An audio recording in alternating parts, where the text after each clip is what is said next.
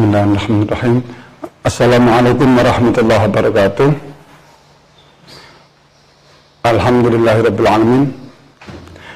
Hamdan yuwafi ni'amahu wa yukafi mazidah. Wassalatu wassalamu ala Rasulillah sayyidina wa nabiyyina Muhammad ibn Abdullah wa ala alihi wa ashabihi wa mawalah wa man tabi'ahu bi ihsanin ila yaumil qiyamah, amma ba'du. Hadirin pemirsa LDNU Lontang TV di mana saja berada, marilah kita sama-sama memanjatkan puji syukur kepada Allah Subhanahu wa taala atas semua nikmat yang telah diberikan kepada kita. Dan tidak terhitung berapa jumlah banyaknya nikmat yang Allah berikan kepada kita. Tapi yang jelas saat ini kita sama-sama masih diberikan oleh Allah kesehatan lahir batin, panjang umur. Itu merupakan nikmat yang sangat berharga nilainya. Dan yang lebih berharga lagi adalah Allah berikan kita nikmat berupa nikmat iman, nikmat Islam. Dan pada akhirnya mudah-mudahan kita diberikan oleh Allah predikat husnul khotimah. Amin. Salawat serta salam tetap tercurahkan kepada junjungan kita Nabi besar Muhammad SAW, karena dengan wasilah beliau, dengan lantaran beliau, kita selaku umatnya ini menjadi mengerti mahwal iman wa mahwal Islam. Kita menjadi mengerti apa itu iman, kita bisa mengerti apa itu Islam. Dan ini kita tidak akan bisa mengerti kecuali dengan perantaraan ajaran Rasulullah yang memang diajarkan oleh Allah melalui malaikat Jibril. Lalu malaikat Jibril menyampaikan kepada Rasulullah agar mengajarkan kepada para sahabatnya waktu itu. Kemudian para sahabatnya mengajarkan kepada murid-muridnya pada generasi berikutnya, hingga ajaran Islam itu sampai kepada kita selaku umat Islam saat ini. Baik, hadirin kaum muslimin muslimat, pemirsa LDNU Lontang TV yang berbahagia, saya ingin menjelaskan materi yang mendasar dalam kehidupan umat Islam dalam tataran akidah. Mungkin ini pembahasan termasuk yang tingkat awal, tingkat dasar bagi orang-orang yang mungkin baru belajar dinul Islam. Tapi mudah-mudahan ini semuanya bisa memberikan manfaat yang cukup banyak, cukup besar bagi saya pribadi dan juga bagi siapa saja yang mungkin ingin mengevaluasi akidah kita masing-masing, mengevaluasi keimanan kita tentang Allah selaku Tuhan yang Maha Kuasa. Allah adalah Tuhan yang patut disembah. Dalam pembahasan kali ini,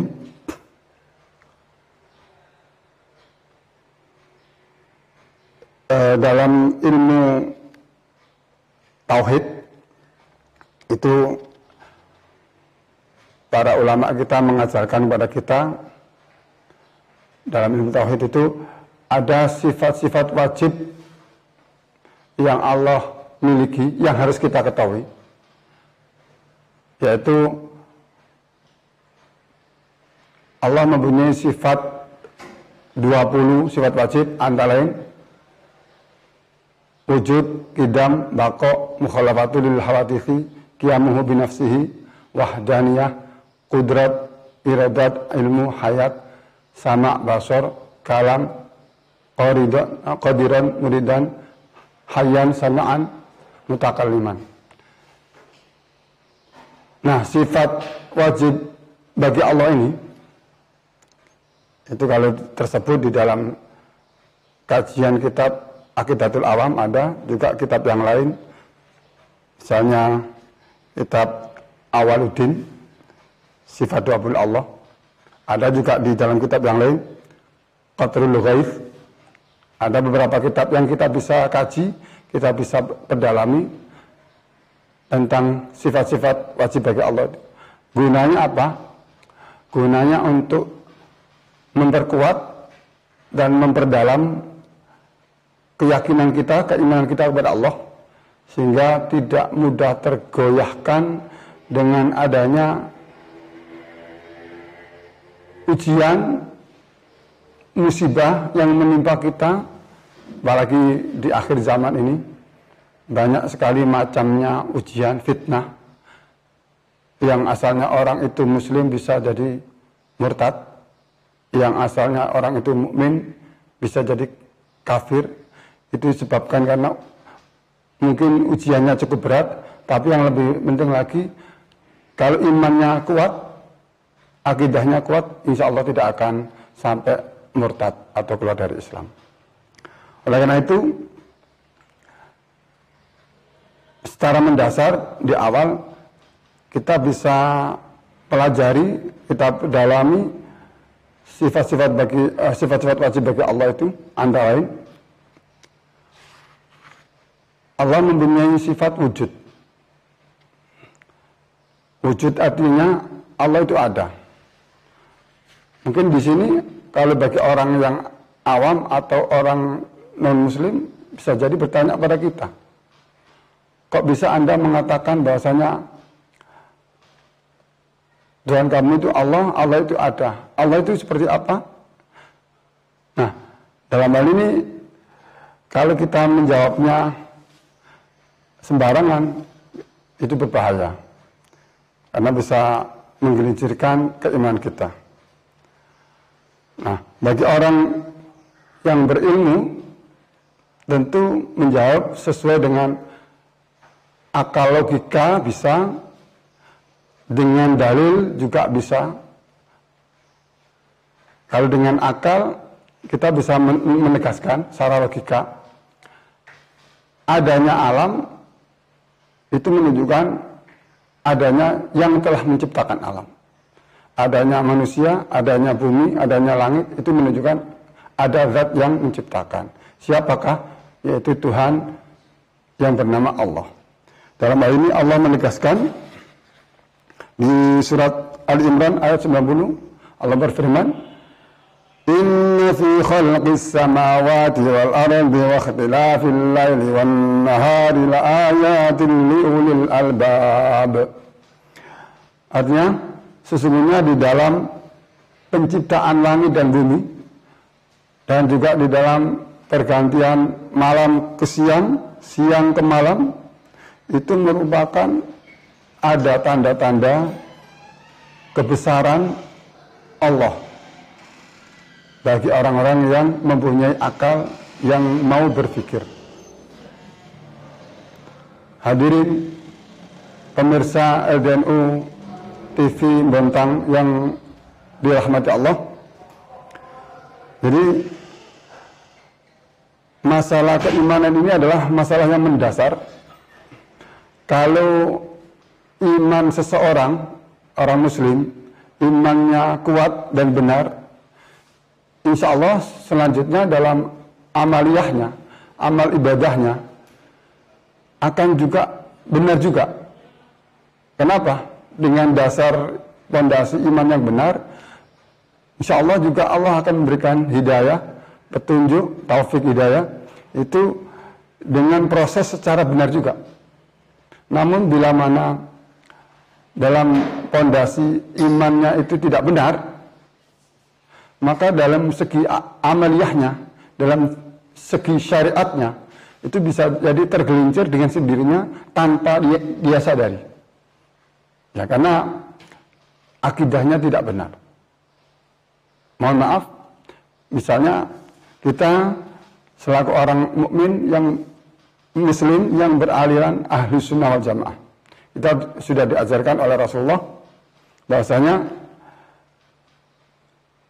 apa yang dimaksud iman, mahwal iman, yang katakan iman adalah antu'mina billahi wa malaikatihi wa kutubihi wa rusulihi wal yaumil akhir wal qadri khairihi wa syarrihi. Artinya, apa yang dimaksudkan iman? Iman ialah engkau beriman kepada adanya Allah, yang pertama. Yang kedua, iman kepada adanya para malaikat. Yang ketiga, engkau beriman kepada adanya kitab-kitab yang Allah turunkan.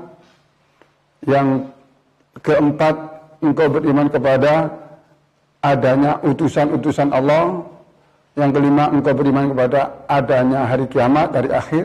Dan yang terakhir, yang keenam, engkau beriman kepada adanya ketentuan Allah.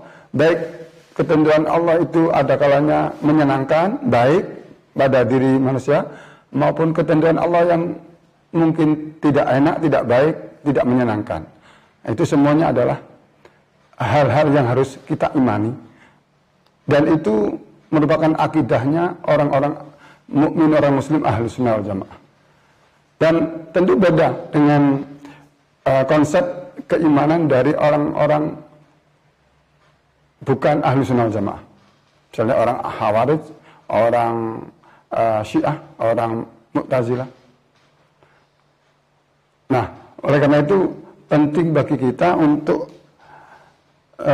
selalu merawat keimanan kita dalam kehidupan sehari-hari kita, karena dengan pondasi iman yang benar ini nanti rentetannya berikutnya dalam segi amaliyah, ubudiyah, aktivitas hidup kita, baik dalam pengabdian kita kepada Allah, yang Tuhan yang harus disembah, rutinitas setiap hari, maupun hubungan kita, muamalah kita dengan sesama manusia, dengan pondasi iman yang benar, insya Allah kita semuanya jadi lancar dan benar.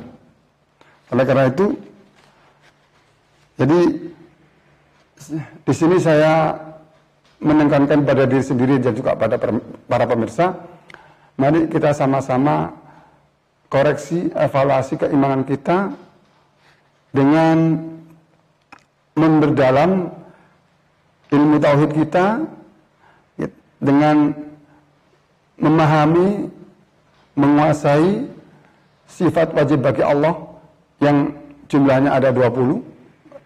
Kalau dalam kitab Aqidatul Awam atau di beberapa kitab yang lain, termasuk kitab Awaluddin, dari situ kita bisa mencermati, mendalami, dan istilahnya menanamkan dalam hati kita sifat-sifat wajib bagi Allah itu adalah benteng dari keyakinan-keyakinan yang benar, yang tidak benar, yang suatu saat bisa meracuni keimanan kita kalau kita tidak kuat imannya.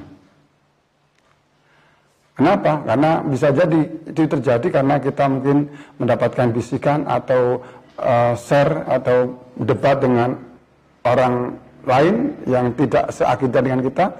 Kalau kita tidak kuat keimanannya, kita bisa tergelincir dan bahkan kita bisa menjadi mengikuti konsep pemikiran mereka. Oleh karena itu, mari kita sama-sama menjaga keimanan kita selaku orang mukmin ahli sunnah wal jamaah, ya. Dan juga dengan dasar menguasai 20 sifat wajib bagi Allah ini, mudah-mudahan kita dalam beribadah, karena kita selaku mukmin diwajibkan untuk beribadah sesuai dengan tuntunan Rasulullah. Dan ibadah kita selalu benar sesuai dengan ajaran Rasulullah dan yang juga disampaikan oleh para guru-guru kita, para ulama kita. Mudah-mudahan benar, tidak melenceng dari ajaran ahlu sunnah wal jamaah. Sebagai penutup, saya dan juga Anda semuanya merupakan hamba Allah. Dan Allah menegaskan kepada kita sebagaimana tersebut dalam surat Al-Zariyat ayat 56. Allah berfirman, "Wa ma khalaqtul jinna wal insa illa liya'budun." Artinya, dan saya tidak menciptakan jin dan manusia kecuali agar mereka menyembahku. Jadi hidup kita, aktivitas kita sehari-hari ini tidak lain kecuali hanya untuk menyembah Allah. Menyembah Allah tidak harus selalu dengan setiap detik, setiap waktu sholat terus. Tidak. Sholat wajibnya dalam sehari semalam memang 5 kali. Dan aktivitas di luar sholat itu bisa dinilai ibadah kepada Allah bila niat kita benar sesuai dengan ajaran Rasulullah. Innamal a'malu binniyat wa innamal likulli imri'in ma nawa. Faman kanat hijratuhu ila Allah wa rasulih fa hijratuhu ila Allah wa rasulih. Wa man kanat hijratuhu lidunya aw imra'atin yankiha fa hijratuhu ila ma hajara ilaih. Artinya setiap perkara seseorang, setiap urusan seseorang itu tergantung niat apa yang akan dia lakukan. Bila mana dia niatnya dalam hijrahnya untuk menuju Allah dan Rasulnya, berarti niat hijrahnya, niat aktivitasnya itu akan sampai kepada Allah dan Rasulnya dan seterusnya. Intinya, mari kita juga selalu perbaharui iman kita, niat kita dalam aktivitas hidup di dunia ini, baik yang bernilai hablum minallah maupun yang bernilai hablum minannas, semuanya kembali pada satu titik, yaitu untuk mendapatkan ridha Allah. Dan tentunya selaku manusia yang hidup di dunia berusaha untuk menjalankan ibadah itu sesuai dengan syariatnya Rasulullah, sebagaimana yang diajarkan oleh para ulama, para masyayikh sebagai warasatul anbiya wal mursalin. Mungkin dari saya itu dulu, kurang lebihnya saya mohon maaf.